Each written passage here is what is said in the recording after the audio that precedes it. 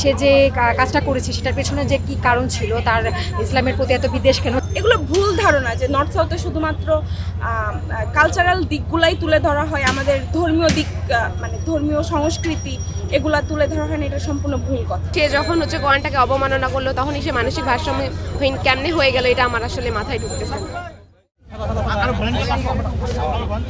অপূর্ব পাল কর্তৃক আমাদের north south ইউনিভার্সিটিতে যে অপ্রীতিকর ঘটনা ঘটে গেছে তার জন্য আমরা অত্যন্ত দুঃখিত এবং লজ্জিত। তার এই কাজের কারণে আমাদেরকে বাইরের অনেক স্টুডেন্টরা এবং সাধারণ জনগণ মনে করছে হয়তোবা নর্থ সাউথ হচ্ছে ইসলাম বিদেশি বা হচ্ছে এখানে ইসলাম পালনে আমাদের খুব প্রবলেম ফেস করতে হয়। এটা এই জিনিসটা হচ্ছে এড়ানোর জন্যই হচ্ছে আমাদের এই আয়োজন, ফ্রিতে কোরআন ডিস্ট্রিবিউশন এবং হচ্ছে কোরআন তেলাওয়াত হচ্ছে এখানে। এবং আমরা চাই যে আসলে অপূর্ব পালের যে ঘৃণিত কাজটা সে করেছে সেটার জন্য তার সর্বোচ্চ শাস্তি আমরা দাবি করছি। এবং সে যে কাজটা করেছে সেটার পেছনে যে কি কারণ ছিল, তার ইসলামের প্রতি এত বিদ্বেষ কেন, সেটাও আমরা খুঁজে দেখার জন্য দাবি জানাচ্ছি।